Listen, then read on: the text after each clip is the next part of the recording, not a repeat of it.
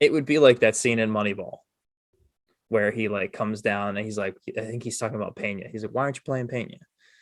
I think that's who it is. Mm-hmm. Yeah. No, why aren't you playing Hatterberg? Hatterberg. Yeah.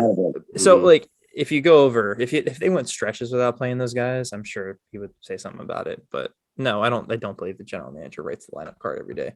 Every time Odor would start, we just had the where Jonah Hill texts Brad Pitt and he's like, Pena ? And then Brad Pitt just like smashes his phone. That's us with Odor.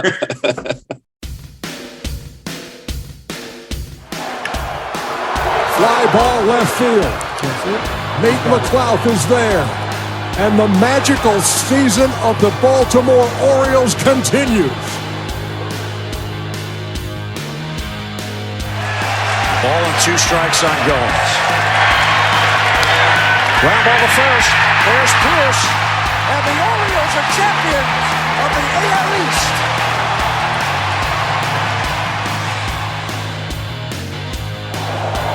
And everybody knows he's ready to fire on the first one. Bases loaded. Young swings, line drive. That is down and to the wall. Cruz is in. Pierce is in.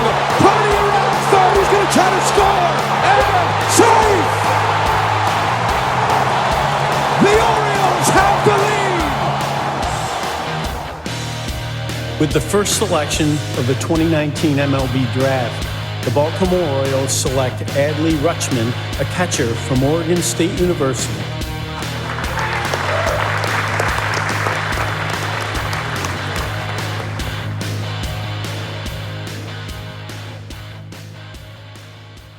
What's going on, everybody? Welcome back to another episode of the Talking Birdie podcast, episode 57 to be exact. The boys are here. We're recording again. Josh, Brad, how you doing? Ryan, I'm doing good. It was nice to see you this weekend, buddy. It was nice. It was nice to see you as well. Had some original pancake house. We forgot to get a picture, but it was a good time. Really fun to hang out with you. Very good. I see you like once every 8 months. Something like that. Yeah. Brad, how you doing? Yeah, tight invite, guys.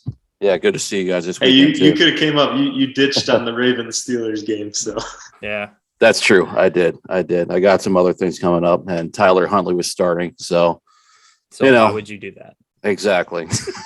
In March, you got to come up for Penguins caps. He cares even less about hockey. No, I don't know hockey either, Brad. Okay, to even say that, it's not that I don't care about the Ravens-Steelers game. Of course, I cared about that, but we just lose Nick there. No, you good. I'm here. Yeah.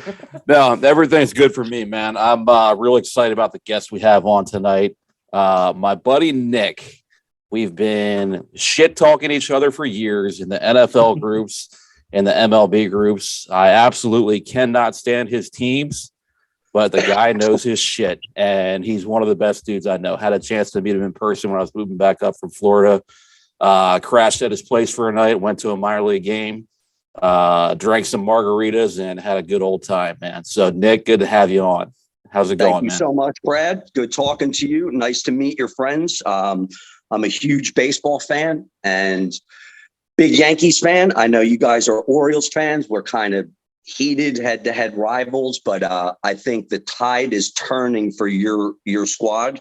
I told you, Brad, before, I love your manager, Brandon Hyde. He's a good young manager.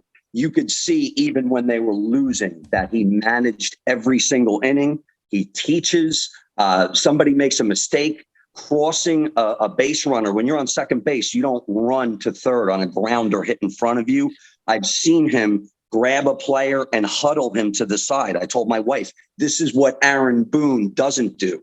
You know, Gary Sanchez made numerous base running mistakes for the Yankees. A talented player. When a young player makes a mistake, you let him know. Tell him nicely, but, you know, I don't mind a manager like Billy Martin that's going to call you out, you know, in through the media, whatever you got to do.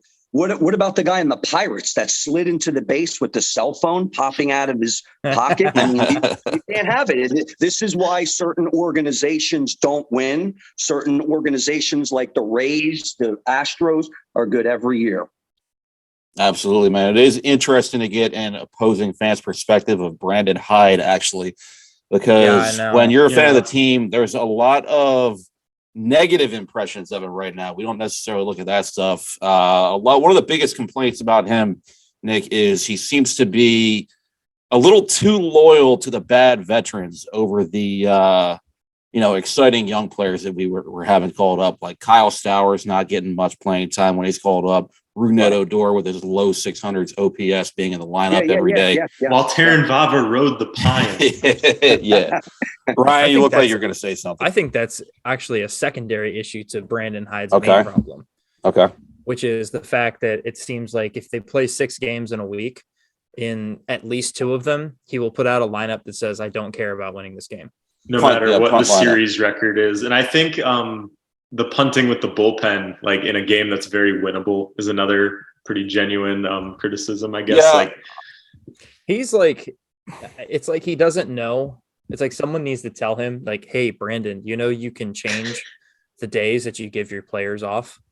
Yeah, exactly. You don't have to play all of them and then give all of them off on the same day. I mean, like, no other place would do that. You can't give all your employees off in one day. That's why we have to request time off. We're a 7-day operation, baby. Yeah. Like Nick, genuinely look at like a Sunday Orioles lineup. That does not look like an 83-win team. Now, pretty much any Sunday, it's insane. Now, I'm sure there are other teams that trot out some garbage Sunday lineups too. I saw the Rays trot out some garbage lineups themselves. So we're not the only team that does that, especially on Sundays. Let me ask you gentlemen a question. Yeah, go ahead. Is it analytics? Like, because one of the biggest problems with Aaron Boone, what the Yankees do is a lot of the problems are blamed on the analytics. And what I don't get, and I understand that it changes the game. Every team uses them, but how in the hell do you give a hitter that's red hot a day off? And not a lefty on lefty matchup. Giancarlo Stanton was on the disabled list for 3 or 4 weeks. He comes back. He has a bad game. You give him a day off. He has a couple good games in a row, and he's sitting. And it's against a lefty. And it's like, what the hell are you doing? You strike while the iron's hot. I understand that the numbers definitely help. The Rays, when they had Madden, they definitely did a lot of innovative things, but you have to still go with old school baseball, and resting guys when they're hot. That makes absolutely no sense to me whatsoever. To me, Hyde seems, as far as along the lines that you're talking about, his worst thing that he does is he's too married to, like, if one particular hitter has good numbers off of a particular pitcher, like it could be 0 for their last 30. But if they're like 3 for 5 off of the starter that day, they're starting, and it's just like, what are we doing, man? Robinson Chirinos got a few starts like that. And he's all or and he's Ruggie also Odor. like Ruggie will get in the lineup like that.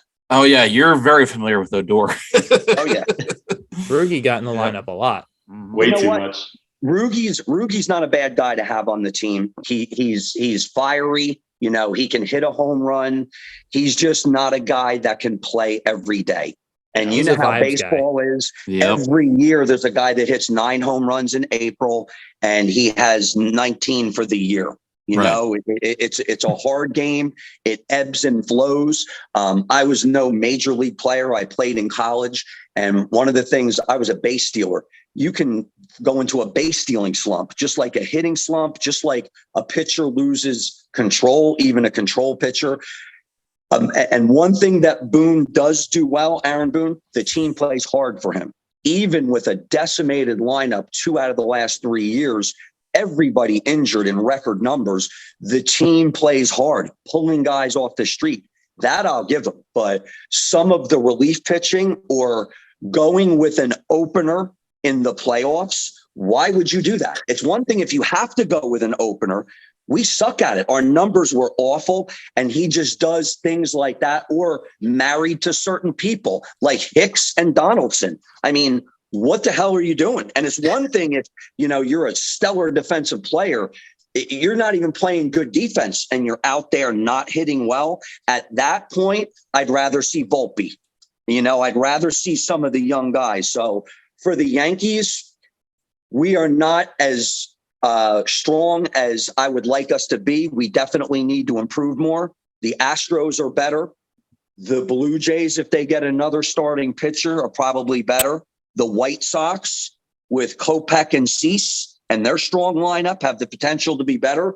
They got a Cam La Russa first. You got to get exactly, and managing helps. He managed that team right out of the playoffs, right out of contention, and they're way better than any team in the Central, in my opinion. But you guys see that video of La Russa? I think it was like late in the game, and they had like a slow runner on first, and the fans were like, "Put in Engel. He's the pinch runner. You're supposed to do this." And La Russa was like, "Hold on, wait, I gotta get." Like the fans told him to put in a pinch runner. Oh my God, it's hilarious. It's fun. It's interesting to hear this because we have a lot of the same complaints about our managers. Yeah, like what he was 100%. Like he was saying about being married to certain guys like Hicks and Donaldson. Like Hyder was married to Rugi. Brian Baker. One of the most absurd things to me was in August in a playoff hunt. We had like a doubleheader a few days later, and we knew, we had a doubleheader on Monday. It's Friday night, and Sunday's a day game after a night game. He starts Robinson Chirinos on Friday night, meaning what's going to happen? Adley's starting the next day. And then Chirinos is going to start the day game after the night game, and then one of the doubleheader games on a Monday. Meaning, in a playoff hunt, Robinson Chirinos is starting 3 out of 5 games. And Adley Rutschman is healthy, by the way. Yes, he's fine. He's healthy. There's nothing wrong with him. He's good. Yeah. So that was another example that really stood out to me this year that really pissed me off. The Brett Phillips stuff, the Chris Owings stuff. Like, I mean, that's Elias right there. Some of that's Elias, but like Hyde did not have to play them. True. Well, I don't know. I don't know how much he has to adhere to that. I'm pretty sure Elias writes the lineup cards every day. Same. I'm sure Cashman does the same for the Yankees. I don't think that's the case, but I think it would be like that scene in Moneyball, where he like comes down and he's like, I think he's talking about Pena. He's like, why aren't you playing Pena? I think that's who it is. Mm-hmm. Yeah. No, why aren't you playing Hatterberg? Yeah. So like, if you go over, if they went stretches without playing those guys, I'm sure he would say something about it. But no, I don't believe the general manager writes the lineup card every day. Every time Odor would start, we just had the where Jonah Hill texts Brad Pitt and he's like, Pena ? And then Brad Pitt just like smashes his phone. It's us with Odor. That's funny. Yeah. Look, it's fun to second guess, and I think the problem, and I know with the Orioles, Mr. Angelos, he just did a bad job. You have to question if the guy wants to win. With George Steinbrenner, I never had that doubt. He always did what he had to do to put the best team on the field. But with the Yankees, Brian Cashman deserves plenty of criticism. The guy's got 4 rings, but the money hasn't been spent well. And, I don't expect the World Series every year. It is World Series or bust. I knew a few years ago, 4 years ago, the Yankees punted at the trade deadline and everybody was up in arms. And I thought it was the right thing. I said, we can't beat the Astros. Why would we do this? We can't. There's teams that are better. And we lost to them the next year. We still weren't good enough. I just thought that the Yankees would get in on Bryce Harper. There was all these free agents, but it didn't match up with their positional flexibility because of Judge and Stanton. Judge didn't have the contract. Now he does. Stanton's contract and not being able to play left field limits the Yankees' flexibility offensively. Now, he actually did a nice job playing left field, but this is just as much on Cashman as it is Boone for the Yankees struggling. Now, the only thing I will say, because I predicted that the Yankees would lose in the playoffs to the Blue Jays or the Astros. I was lambasted by my fan base. You're giving up, whatever. You know what you know. You know what I mean? I'm not trying to be a dick. You know what you know. And so I hope I don't have to come back on in 2 months and tell you guys we didn't improve. We're going to lose to them again. But until I see the proper improvements, the only thing the Yankees did really well is they didn't give up any of their prospects, and we improved our biggest weakness. And it wasn't pitching, it wasn't bullpen, it wasn't position player power, it was their team defense. We were awful in the field with Sanchez, with Gleyber Torres at short, and we changed everything around just by moving Gleyber to second, The addition of Harrison Bader is definitely going to help. Next year, he's a Gold Glove outfielder. They have some positions there where the Yankees were awful in the field, and that's why we lost to the Astros and Red Sox in the playoffs. They were more athletic. They made more plays. They stole bases. We did not. And you couple that with all the strikeouts, you're not winning championships. And the Yankees bullpen was good. The starters weren't bad. So, I'm optimistic, but I know that we need to get another bullpen arm, and everybody in the division is good other than Boston. I've got a question for you, Nick. Actually, what was your genuine reaction when you saw that Cashman got an extension? I wanted to punch a hole in the wall only because here's the Yankees' moves. Cashman re-signed himself. Yeah, that's it. Nothing else. Now, look. Now we got Aaron Judge, and there's no question. I had no doubt that he would ever leave. And just for the pure aspect of, because the Yankee fans, look, they are obnoxious. I've been at many playoff games. I've had season tickets. I've never been to a playoff game where I didn't have beer thrown on me, dumped on my head, covered in beer from the upper deck. They're crazy. They're out of control. But it's a great place to play, and you are not leaving a batter's box and a field that you hit 62 home runs in. You're just not doing it. You're not going to the National League and learning the whole new pitchers from the whole different league. It would make no sense. I'm way too superstitious to do that. I knew Judge wouldn't leave, but we are still the second or third, maybe fourth best team in the American League. So there wasn't even an inkling of worry once that rumor came out that he had agreed to terms with San Francisco. I was a little worried. I told my wife, and listen, we met Judge. We met him at Durham, and he's the nicest kid. We got pictures with him, got autographed. And my wife said, you have to promise me he's not leaving. I said, he's not leaving. And as it was like these things were coming out, I'm like, shit, there's because I said it's 100% he won't leave. Then I told her it was 90-10. I said it's probably 70-30. Oh, she was so aggravated, but that's great. He's back. He's probably the best player in the world. I'm not putting Ohtani there because he pitches and hits. I know that's special, but best position player. But still, they're not the best team. The Astros are the best team. Right now, the Astros would win again. Yeah. I hate to say it because I hate them, but give them credit. They lost Springer. They lost Cole. They lost Correa. Those are really, really good players. They keep winning. They know how to draft. 100%. And that is why we were excited to have Mike Elias, who was kind of the understudy to Jeff Luhnow, the general manager who kind of built things up in Houston. And Elias was kind of the overseer of the draft and building up the farm. So that's why I've been telling you for years, I like what this guy's doing with the farm. I love, the prospects he's drafting, how he's developing them using actual data and analytics. I still stand by that. My only complaint is he seems to be blocking those prospects now with shitty ass players, which is what we were talking about beforehand. Adam Frazier. We've got three guys in my mind that tore it up in the high minors last year that are middle infield prospects. Connor Norby, Joey Ortiz, and Jordan Westberg. And now I don't think either of them are going to get a shot right away because we just signed Adam Frazier, who had a 612 OPS last year, to a $8 million contract. So I'll let the other guys say what their take is on that, and I'll let you say what your take is on that. But I'm not too happy with it. See, the problem with your thinking is that there's no possible way Joey Ortiz or Connor Norby are legitimate major league players. How is there no possible at this current moment? Just don't see it. I just don't see it, man.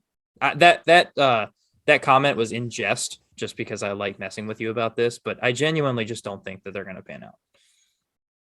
You don't think they'll pan out, or you don't think they're currently worth more than Adam Frazier on the major league? I don't think they're currently worth more than both, honestly. So you're talking about two guys that had like a mid 800. Well, okay. Norby had a mid 800s OPS last year, absolutely dominated Bowie. And in a short time, he was in AAA, dominated as well. Joey Ortiz was probably one of the hottest hitters in all of minor league baseball for the second half of the season. And you don't think these guys can put up better than a 612 OPS? Okay. Well, you're also I also assume you think Adam Frazier is going to do better, to be fair. yes, that is. Do I think they could do better than a 612 OPS? Yes, I do. I don't think Yeah. Adam Frazier is going to put up a 612 again. Okay. That is, you're 100% right on that. Gotcha. I Well, like I'm the not- Frazier signing for the simple reason that it opens up the potential for a trade as well as adding versatility to this team that was not there previously. Like, you can't have this many guys that are competing for the same like two positions on the field and not move some around when the value is this high. We have clear needs in starting pitching. You have Westbrook, you have Ortiz, you have Norby, now you have Frazier, you have Jorge Mateo and Ramon Urias. Two of those guys are almost four war shortstops and not shortstops, but infielders. You have to move something. And I think the signing of Frazier adds the potential for that, or at least it moves the needle towards we will maybe trade for a decent starting pitcher. I agree. They definitely have to trade for something. I just feel like they could have done that without adding Adam Frazier at the same time. It's a decent insurance plan. If two of those guys go in that trade, then I mean, you kind of need an Adam Frazier, don't you think? I don't think so. I know you guys do. I don't. I really don't. I think I put up worse numbers than Odor last year. But he was an all-star 2 years ago. Okay, but that's the thing. Okay. Odor's never been that guy. They both have pretty similar career numbers if you look at it. Odor did used to be pretty fucking good, actually, or at least decent. He used to hit 30 homers. He used to hit some homers. And, again, that's another guy that just not a guy that you want playing every day. He can fill in and, I get frustrated when I see guys like that, not just playing, but even on the roster. And I don't know about the Orioles because at least what I saw when you guys had a chance and you went for it, you brought all these young guys up where a lot of organizations don't do that, not all together like that. I thought it was great. I thought it was exciting. I thought Rushman should have been brought up earlier. Yeah, that might have jump started that run a little sooner and maybe not had you sell instead of buy. And I thought it was the right move to sell. Oh yeah, I do too. You're probably not quite ready, but now you quite are. And so, especially if Grayson Rodriguez comes up and pitches well, it's going to be a real disappointment that the Orioles didn't go out and get another frontline starter or a guy a little better than Gibson. Yeah. But the good news is you still have half the year. The way the baseball is set up, you don't want to be in the middle. You want to be at the top or you want to be at the bottom. And if you're in the middle, you want to get rid of prospects. You can get a good pitcher. You can get a good pitcher to help you guys down the stretch. It may cost you one of your prospects a position player. Yeah, it will. It may be worth it. It may be worth it. You get John Means pitching the way he's capable. You get Grayson Rodriguez pitches to form with minor league numbers, and then one other guy. If you had that last year, you're a playoff team. Yeah. I think there is truth to what Ryan's saying a little bit where he doesn't think like Norby and Ortiz will necessarily pan out. While I don't specifically think that about those two guys, you can't depend on every prospect to. I'm not though. There's three of them. No, I know, Brett. I'm saying in general, like the point of having prospect capital is that you can kind of move it around because not every single one of those guys is going to be a hit. Like Orioles have 10 legitimate prospects, like that would be like top fives in like legitimately every other system. We have to do something with that. You can't just sit on it. Yes. You have to keep a nucleus, and then whether it's a starter or whether it's another frontline reliever. And I would hate to take Felix Bautista out of the closer role. I told Brad last year, this is your closer. You could see this guy, and he's been around, but he really put it together this year. I mean, he looked nasty when he was on. He looked like a top 10 reliever. And if you look at all the guys that are supposedly at the top, Liam Hendricks, all the top closers look like shit. Aroldis Chapman looked awful. What's the guy I want on the Yankees? Hader. Even Hader went through a slump where you couldn't even pitch him in a high leverage spot. And these are the best arms and the best relief pitchers in the league. So a Bautista, that's pretty valuable. But having another couple arms, and that's where trading Lopez kind of hurt you guys down the stretch. Bautista's better, but now you lock down 2 innings. He was doing a great job as a closer. He was doing well. So having He those fell off arms so really hard after shortens they the got him, games. To be fair, I see what you're saying about having to replace the production of Lopez, but Lopez did kind of suck after we got rid of him. So I think He was we got a not little even lucky close on to that. the same guy when he went to the Yeah. Twins. But that's the kind of the thing with like relief arms is like new guys come up literally all the time. Like some guys don't repeat what they did the year before. Some guys come out of nowhere, like Bautista, for example, and Lopez and Cionel Perez for the Orioles and Clay Holmes when he got traded to the Yankees. These absolutely. guys literally come out of nowhere sometimes, and it's really hard to add bullpen depth because like you don't know what they're going to be like the next year. You don't know what the scouting report is out on them. It's really hard to try to prepare for, and that's usually why a bullpen is kind of what brings a lot of the juggernauts in the playoffs down. And why, like, the flavor of the month reliever can usually get you a pretty good haul at the deadline because those teams need that guy that's got it that year. Yeah. Do you remember when Paul Fry was supposed to be our big move for 2021? He had like ERA under like 1.5 in the first half, and I don't even think he's on a major league roster anymore. And this is a year and a half ago. I believe Diamondbacks minor leagues. I know we managed to trade him to Arizona. I have no clue what happened to him after that. I think he's in the minors for them still, but like that's my point. It's so volatile. Relief. I mean, it's you get and the price tag, like you said, is hefty at the trade deadline because everybody, all the good teams, want that closer that they can put in the 7th, 8th inning, and that's the real big thing with the money. It's nice to have that bullpen set up like that, and this is one of the things about the Rays that just drives me crazy. They're the only team in the major leagues that pluck these guys out of Double-A, and they're just unhittable. They're a machine. And they're pitching factory. Yeah. It's just crazy. They Double-A and Triple-A guys, they shuffle them in. Sometimes they come up, they're not too good. You see them a year or two later, they're unhittable. They don't have a set closer. They shuffle guys in and out. They're the cream of the crop in the majors. If they could go and get imagine if they got an Ohtani or spent the money on a Verlander, they would easily win the World Series. And it's sad for baseball because and I'm a Yankee fan, baseball really needs a salary cap. It really needs a floor to be raised. You heard it here. And I know that not a lot of Yankee fans would say that, but we haven't won spending the money, and we would have won all of our championships anyway because they draft well. Aaron Judge was drafted at the end of the draft. Most of the Yankee draft picks, we drafted at the end of the draft for 20 straight years. This is why the Astros are so impressive. They're winning and drafting Kyle Tucker, and these good players are coming up after you're replacing these guys. So this is what you have to see from your squad. You guys are good. You could make the playoffs. How are you going to draft when you're not drafting number 1 to get Adley Rutschman? Yeah, when we can get to the point where Correa leaves in free agency and they immediately replace him with Jeremy Pena, who's already like a 4-something more shortstop. Like, how did that even happen? They know what they're doing. They know what they're doing. They do better than our team, sir. And I'm a Yankee fan. I hate to admit that, but you know what? This is the criticism of Cashman. And Elias, you have to spend the money. I was surprised that the Orioles didn't get that pitcher, but maybe at the deadline, maybe next year. Do you know anything about the Angelos family? There is nothing surprising about them not getting a big pitcher. I know a lot of people. I have a lot of Oriole and Ravens friends. They hate the guy. And you know what? In the 90s, you guys spent more than we did. You had a higher payroll or close to it. And in the 90s, the Jeffrey Mayer year, you guys had a good enough team to win. I think that they just pulled the plug on it a little too soon. And a few years ago, when Zach Britton was the best closer in the league, the Orioles had second, third best team in the American League.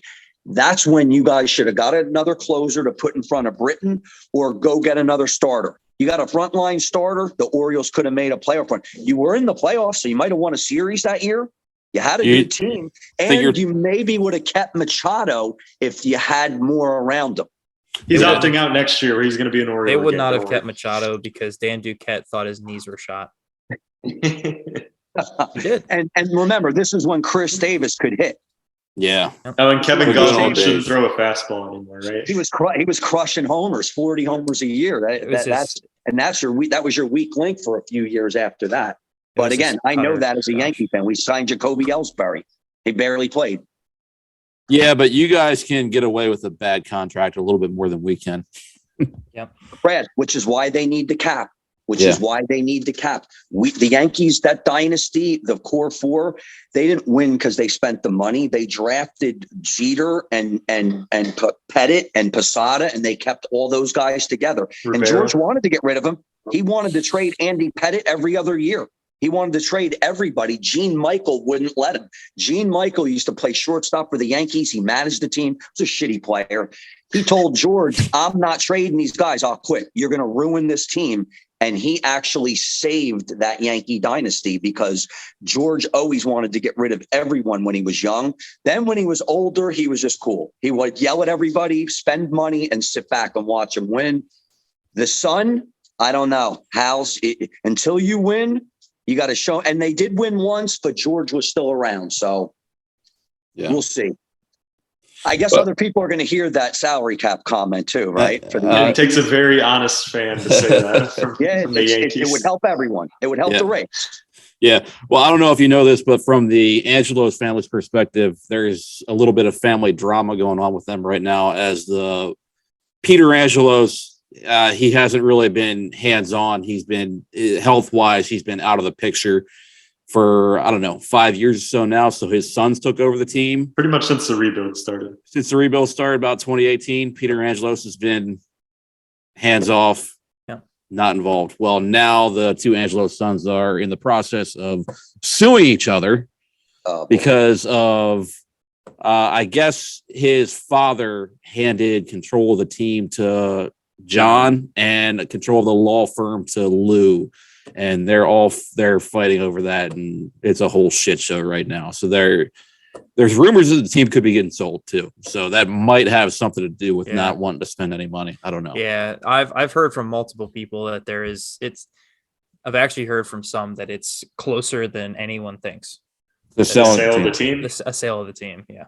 Well, hopefully it's just some local group that's not going to move their ass. It is a local group of investors, from what I've heard. That's good. Camden Yards is too special for them to sell the team and move it. But I don't know why I hope everyone so. I don't get why everyone assumes as soon as a sale of a team is brought up. I don't know why the instant default is they're going to move. It's because it's the highest chance that a team can move, Like if there's a time that the team's going to move, it's going to be when the sale of the team happens, typically. Okay, when's the last time? Are the Nationals, are the Expos the last team to move? Yeah, Has I guess so. Between that, I mean, guys, that was Anaheim just changed their name. That was 20 years ago.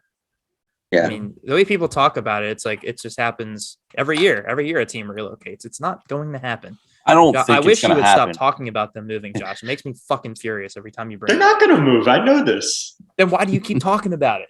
I just bring it up as something to talk about, part of the conversation. It'd be a real shame. Camden Yards is a great place. I've been there a few times to see the games. I remember the first time I went, and it was probably the second year it was open. It just was like the 1940s. I mean, walking down Utah Street, and the guys were wearing these outfits like in the 40s, selling peanuts and Boog's barbecue. I was like, this is friggin' awesome. And Ricky Jr. hit the homer in the All-Star game that hit the warehouse. It's just a really cool place. Of course, I got chased from the Camden Yards to my car by a couple of unruly fans wearing my Yankee hat. And 3 or 4 guys tried to beat up me and my girlfriend. But I'm not going to say anything because I know Yankee fans have a notorious and unsavory reputation. But I'm proud to say I am not one of them, as you could tell by my unbiased comments about the salary cap and kind of complimentary comments towards everyone other than Boston. And it's a respect thing, but I'm glad they're the ones that are going to be at the bottom. I mean, even when they were winning and we weren't even in the playoffs, they're still saying Yankees suck. Yeah. You're playing the Blue Jays. Yeah. That's a healthy hatred. And you know what? It's the same with all the AL East. And I haven't been on the road I've never been to Camden Yards, never been to Toronto. I mean, I've never been to Toronto or Fenway Park. I've been to Camden Yards. Skip Fenway. Skip Fenway. You know what? I'd like to go, but the seats look uncomfortable. They are. I would go like maybe one time or even get like a tour or something like that. Like I went there August 21 and it was just not a great experience, watching wise. Like, yeah, the field's really cool. A lot of history there. Like walking through like the brick hallways and stuff is really awesome. But like, there's nowhere to there's no like hallways to walk through. Like it's very cramped in there. Even like the viewing is like not very fun and like the tickets are way too expensive. Like I would just see it once and I don't want to go back really. Skip Tropicana Field too if you haven't been there. Yeah, you could see that just looks like a nightmare. At least has some duds. I went down there for 2 games in August for Brian, videos. You had a good time though. Of course I did. I drank heavily for a whole weekend with my 2 best friends. Of course I had fun. Mm-hmm. But that doesn't change the fact that stadium sucks dicks. It was terrible. I got to see DL Hall's debut. Yeah. So there's nothing bad about that. That was fun. Oh well, DL Hall's debut was bad. Yeah, it was. The night before was a good game. You got to see Adley Rutschman hit the catwalk. Oh my God, Cedric Mullins hit the catwalk too. Same game. There you go. That was a fun game to see. It was so much fun. Yep. Yeah. Nick, I didn't want to say this earlier, but we kind of went to the next topic. I do like that about this Yankees regime is they kind of held on to their top of the line prospects. Like they kept Dominguez, they've kept Volpe, Peraza, and am I forgetting one? I don't think so. Those are the top 4. The Oswaldo Cabrera also came up. And he might be in the plans maybe as I'd like to see him be the 4th outfielder, but he plays infield. He could be the utility. Yankees are going to be stuck with Hicks and Donaldson probably, but I think the team is strong. They needed Rodon. That really helps out with the top 3 of their rotation. Garrett Cole might be their 3rd best pitcher. The bullpen being healthy, like you said, there's bullpen arms are different every year. 2 years ago, Jonathan Loaziga was the best pitcher on the New York Yankees, starter or reliever. Last year, he sucked. He got bombed. He was hurt. It's almost our whole bullpen is like that. Michael King is another guy that came out of nowhere like Felix Bautista. This is a guy that looked like one of the best relief pitchers in the league. And that really hurt us. That would have helped in the playoffs having him. So he broke his elbow, not a Tommy John on the UCL. So I think he'll be back. He wants to be back for the beginning of the year, but at least he's not going to miss the whole year. So it should be fun. There's still a lot of offseason left, and I'm looking forward to it. I'm like you guys, I'm a 12-month-a-year baseball guy. I love the hot stove, Amen. It's and one of the things I liked about Brad, I met him in a football group, but just talking with him, he follows the Orioles like I follow the Yankees. And I was a Yankee fan. They won in the 70s. Then they sucked all through my high school and college years, and it was brutal. And the only thing I had to look forward to was Brian Taylor in the minor leagues, or Lance McCullers. His son pitches for the Astros. Yeah. He was one of our best prospects. I threw 96 when guys weren't throwing 90. He sucked. And I can remember I was in college thinking, how do you throw 96 and suck? If I threw 96, I would find a way to develop a slider or change up and be competent. But this is what we did. We hyped up prospects. Then we traded Jay Buhner for Ken Phelps. And why the hell did you trade Jay Buhner? You saw that episode of Seinfeld. I was going to say Yankees were terrible because Costanza was in the front office. Look, and so this is what a real fan does. And this is what I liked about Brad and admired about him. He's following these guys in the minors. He's telling me, I know my team is going to suck for another couple years, but there's hope. And so to me, there's no other way to follow it. What are you going to do? Quit when they suck? I'm a Yankee fan. Yeah.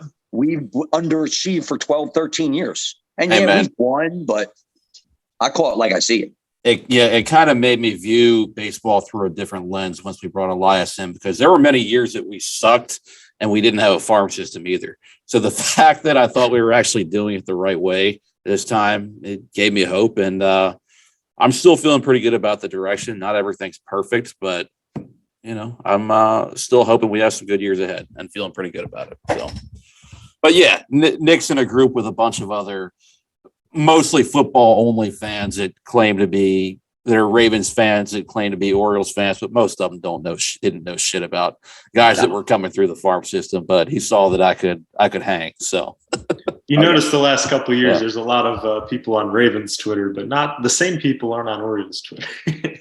Yeah. What was a great litmus test this year for finding out who's just a Ravens fan hopping on the wagon and who's actually an Oriole fan was the ones that were. So some people, both groups are stupid, by the way. Oh, very, very. Some people were very upset that we traded Trey Mancini. Mm-hmm. Stupid. But there is another extra level of stupid. And those were the people that just simply could not fathom that we traded Trey Mancini. And those are the ones that only follow the Ravens and don't care, because if you watched at all the last 2 years, you'd have seen why we traded Trey Mancini.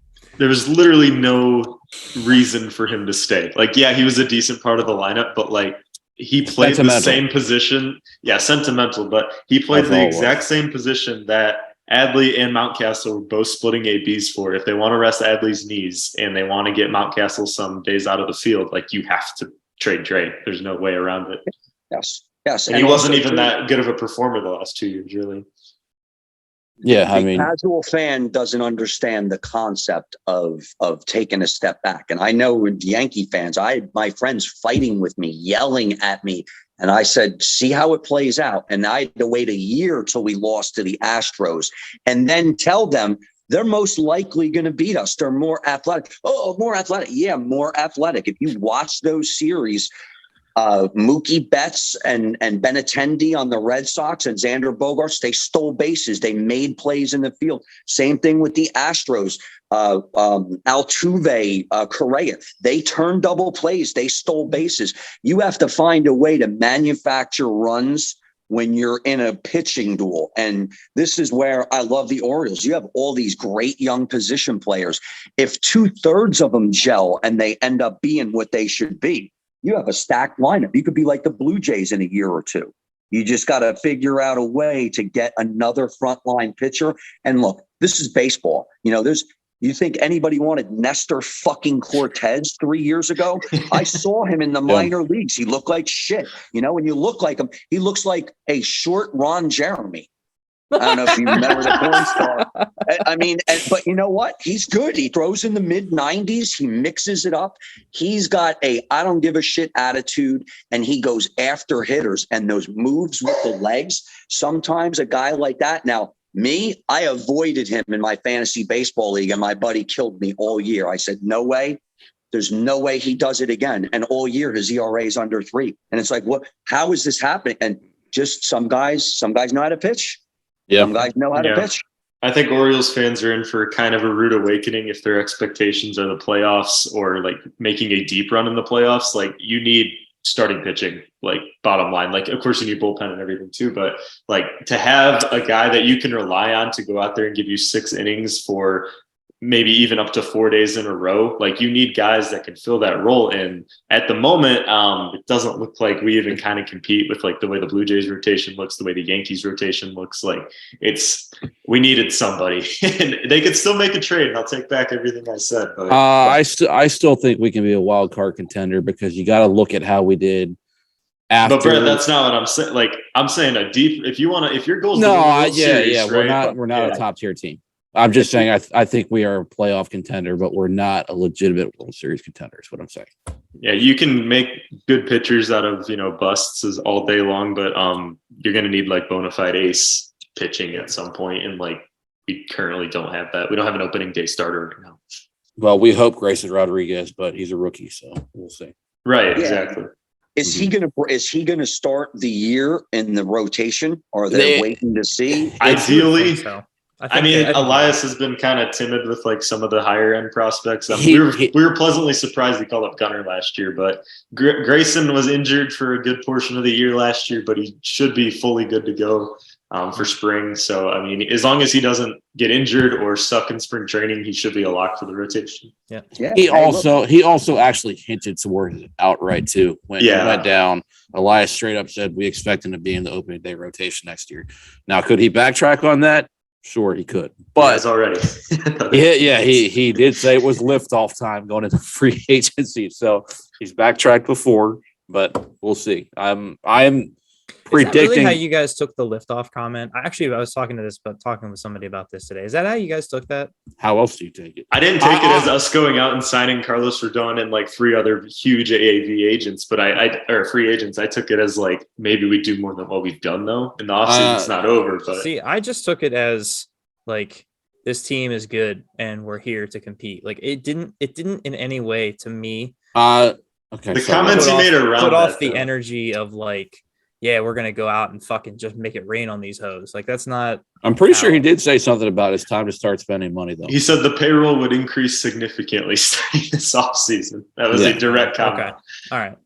Like that's why I think liftoff gets like that perception is because in the exact same interview. Like I said, increasing. You guys know my stance. I'm fully fine with not throwing out bad contracts to guys that are going to be 40 at the end of it and paying them $30 to $40 million a year for 10 years. But Chris Bassett hurt, man.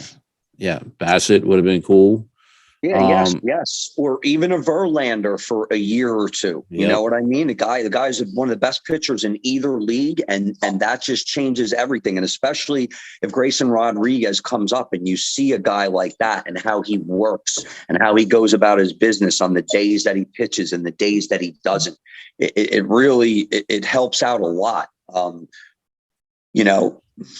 the thing is, and look, I'm probably a lot older than you guys. I'm in my 50s.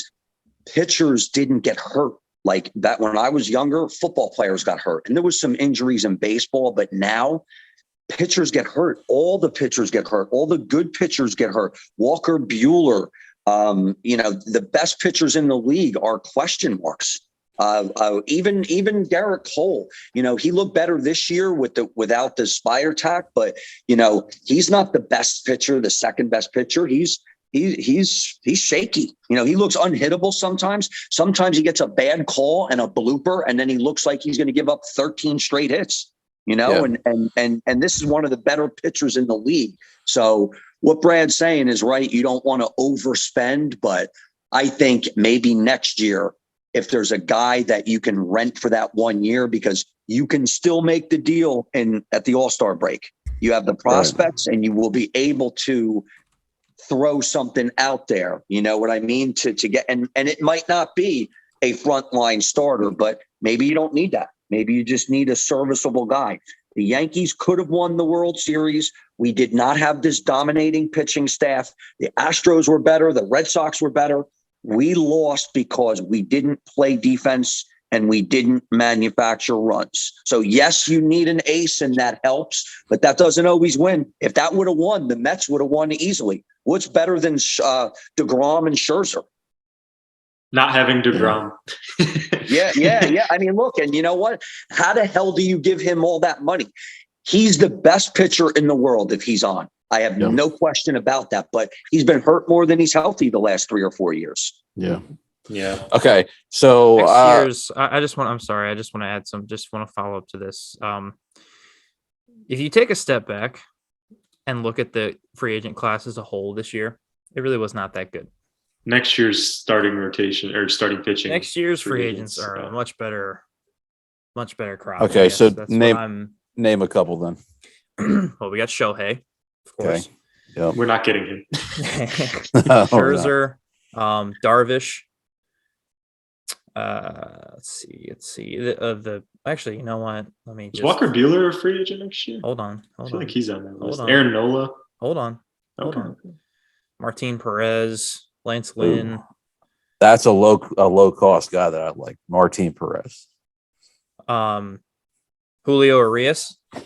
Yeah, that's a good one. Yeah, that's a really good I'd one. pay him some money. Hell yeah. Lefty.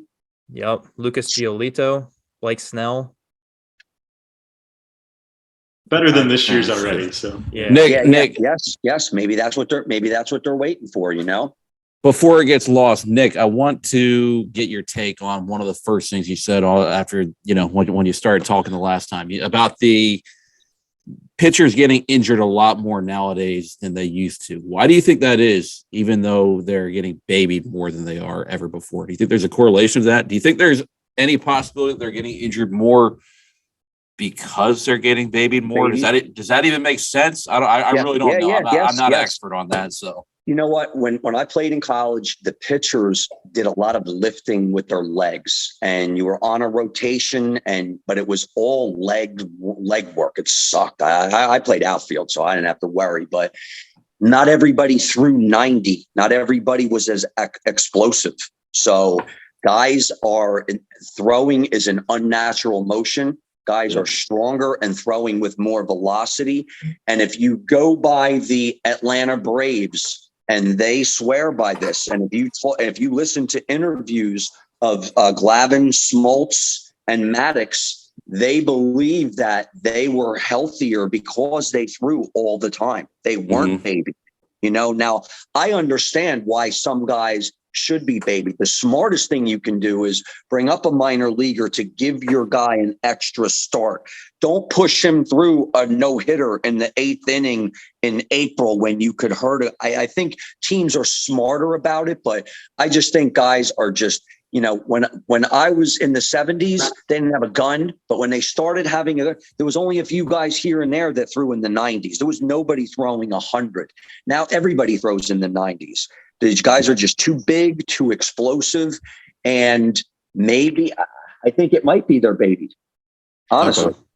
Yeah. I mean, we're at like the point where like human capacity, I guess, is like pretty much reaching its limit in terms of like how fast can dudes throw. Like everyone, like you said, everyone throws triple digits now, and teams prioritize velocity over like finesse necessarily anymore. And they kind of have no regard for guys' arms because, most of these guys, like, you come in the majors, you get 6 years of team control. They don't care if they throw your arm out after 3 years because it's not their problem anymore. If you're out of the league, you're out of the league. Yeah, that's not limited to throwing, in my opinion. I think humans are basically just getting bigger, faster, stronger.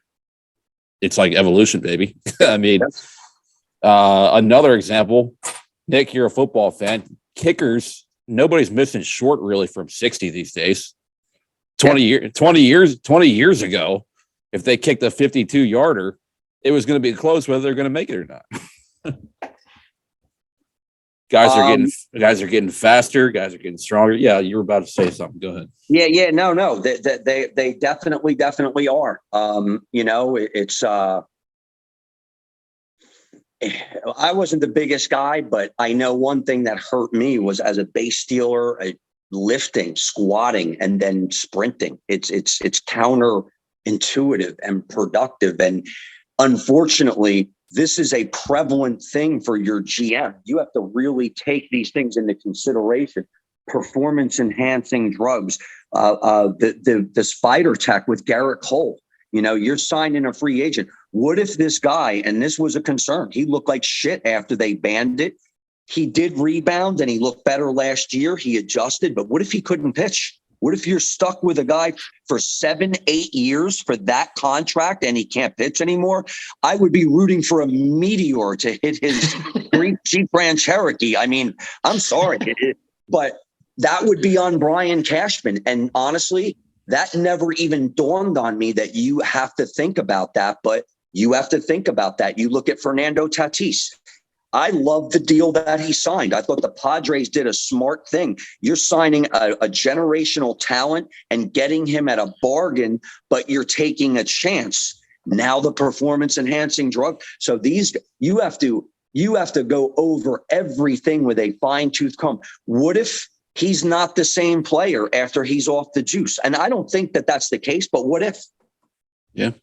Yeah. And his attitude seems to be maybe not what they had hoped it would be. Like the thing with the motorcycle stuff some of his other off-field things. Like it's an interesting situation because his father actually kind of went down like a similar path because Fernando Tatis Sr. was like kind of a rising star for a little bit there. And injuries derailed his career and he was out of the league before anyone even really heard of him. See, this is where I think organizational stability and what I'm used to Billy Martin. So he's going to yell at Reggie Jackson and scream into his face and get into a fist fight. And I know you can't do that now, but when somebody doesn't hustle, like Josh Donaldson, okay, you guys go on my Facebook, you could see me freaking out. I mean, lollygagging, watching a ball because he thinks it's gone and gunned out at second base. I understand that these guys. I've seen plenty of your Yankees rants, Nick.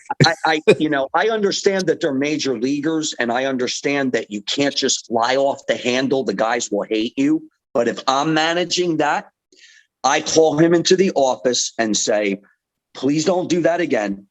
The next time it happens, you're going to hear from me screaming in your face in the middle of the field or through the media.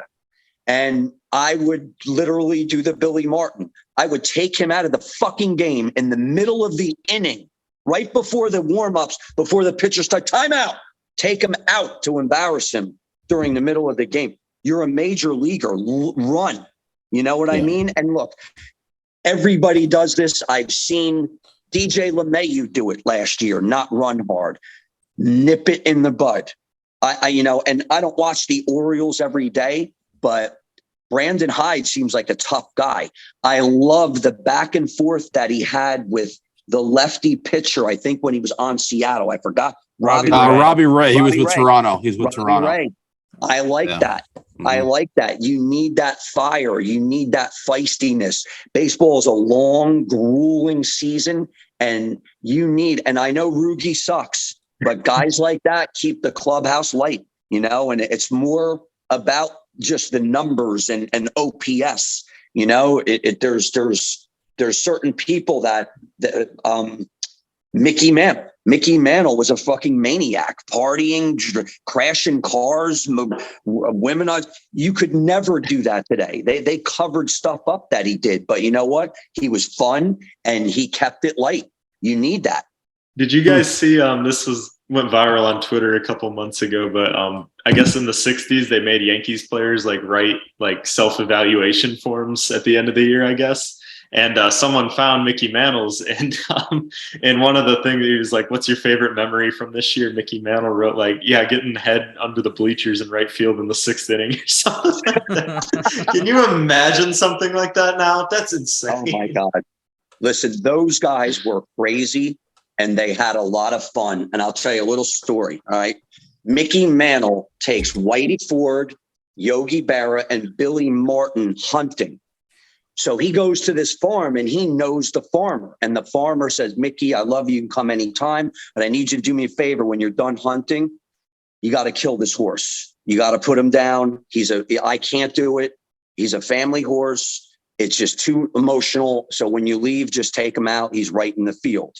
So he figures he's going to play a joke on the rest of the players. So he comes out when they're done hunting and he says, this guy got mad because we were hunting. He told me he could. I can't believe it. So he goes, I'm going to show him. So he shoots the guy's horse. Oh, my God.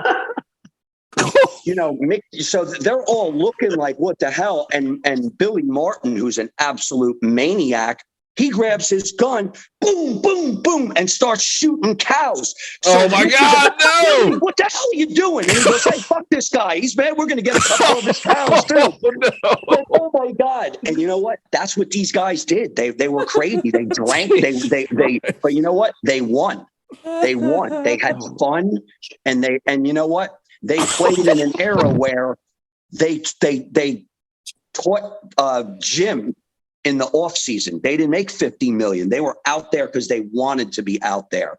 And you see the teams that win, you get that camaraderie a lot of times. You get that togetherness. They like being together. They're at the clubhouse early. They stay late. Yeah. Amen. Yeah. All right. True that. We've been going for a little while, guys. I think we should probably wrap this up. Yeah, before we get out of here, Nick, I want to ask you, can you give a rundown of how you think the AL East will finish out, just, very briefly, and then how many wins you think the number one team has? And if maybe the second and third is a wild card or something like that. And also bear in mind the new schedule this year, not as many divisional games. Yes.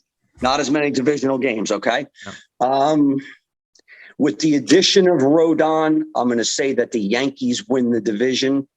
I agree with that. Yeah, I agree. And, you know, I just want to cast the Rays' doom every year, and they never lose. So I'm going to pick the Jays just with that strong lineup and Jordan Romano.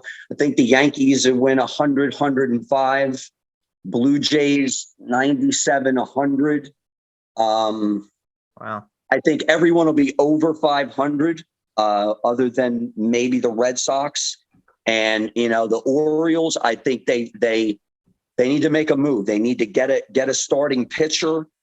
And I would say a bat, but I like all the young players you guys have. You know what I mean? If most of them produce and they gel together, and that's a big thing with the Yankees. You know, that core four, a lot of those guys all gelled and kind of got good together.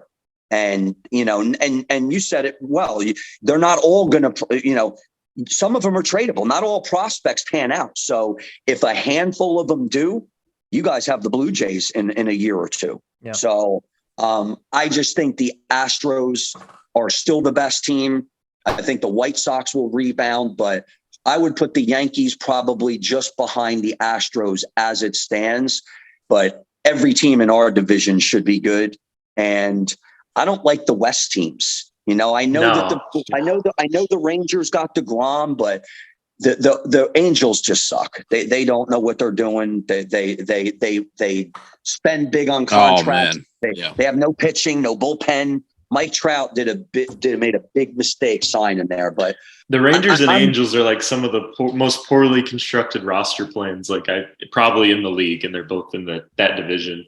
And because they signed one or two big guys instead of, you know, you got to get a Clay Holmes. You need no-name guys like that to step up. Then you go out and sign. Not, you know, you go bring Albert Pujols at the end of his contract. Well, we're going to put him near Mike Trout. Oh, that's great. You have nothing else. And he can't play the field or run. So I think it's going to be a good year. And just because I picked the Yankees, I'm not just because I'm a Yankee fan. I picked the Yankees to finish behind the Blue Jays. We didn't. We won the division because we had a great start. But I said we'd lose to the Astros, and I got lambasted, and it's so awful. Do you think I want to lose to the Astros? You know, I don't want to go into these groups and say, "Ha ha, I was right." I want to be wrong. I want to be wrong, but it'll be a great year, and I hope you guys have me on again. I'd love to have you again, buddy. Yep, sounds good. So we actually never properly addressed it, but this is episode 2 of our Around the AL East mini series this offseason. In case you couldn't figure it out, we're still looking for a Red Sox fan and a Blue Jays fan. That's going to be tough to find. Yeah, I know. I think I should probably be able to do something about that. So, Nick, we appreciate you coming on, man. It's been a great conversation. I can 100% with confidence say you're the nicest Yankee fan I've ever met. Very true. Appreciate that. Other than when we walk pitchers, well, we don't now because we don't face pitchers anymore. Or, you know, I don't like when we don't move runners over. I've been known to smash a coffee table or two during the playoffs, but I think it's going to be a good year. And I think the Yankees, there's no, we made the playoffs, we did okay. It's World Series or bust when you have a payroll like that. Yep. Same thing with a team like the Mets or the Dodgers. So it doesn't mean that you're going to win. Look at the Dodgers. They spent a lot of money for decades. They've won once. Yep. So you still that's wild. Mickey Mouse World Series. And and the one year they did win, it was COVID year, neutral stadiums, no crowds. It was 16 playoff teams. Yeah. The crazy thing is, though, the Dodgers are always great too. So it's kind of wild that they only have one in my lifetime. It is pretty weird. It's been a 10-year run, man. Because they not only have a lot of money, they're actually really good at developing guys in their farm system. Yeah, they are. But somehow they just don't get it done. I don't know. They took all the Rays analytics guys. They paid them off better than the Rays could, and the Rays just keep pumping them out. Yep. No doubt. Before we go, Nick, is there anything you want to plug? Do you have a Twitter account or anything that you want to let the people know about if they want to follow a nice level-headed Yankees fan in their spare time? I really don't. You know, I should definitely start doing this, but I would appreciate if you guys have me on again. Four, man. All right. Sounds good, bro. All right. Very nice so- to meet you guys. Thanks for having me. All Nice right. to meet you Thanks, as well. Nick. Yep. All right. Bye-bye. Take it easy, man.